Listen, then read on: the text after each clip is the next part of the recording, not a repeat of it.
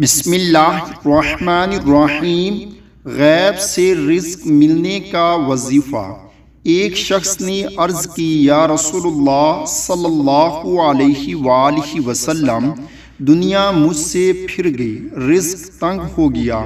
آپ صلی اللہ علیہ وآلہ وسلم نے فرمایا، تم فرشتوں کی تسبیح پڑھا کرو، اس کی برکت سے رزق بڑھتا ہے۔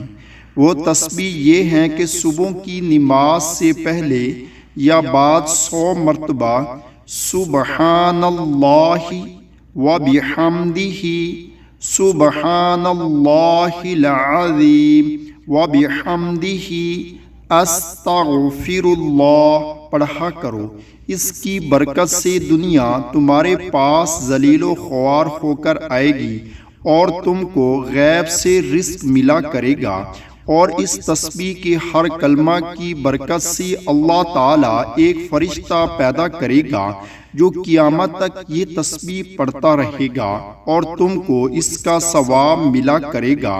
اس شخص کا کہنا ہے کہ میں نے یہ وظیفہ پڑھنا شروع کیا اور ہمیشہ پڑھتا رہا۔ تھوڑے ہی دنوں میں اللہ تعالیٰ نے میرا رزق کھول دیا اور میری تنگ دستی دور کر دی، اور ارشاد فرمایا، سبحان اللہ وبحمدہ۔ جو مرد یا عورت دن رات میں 100 مرتبہ پڑھے گا تو اس کے سب گناہ معاف ہو جائیں گے، بے شک سمندر کی جاگ کے برابر ہوں۔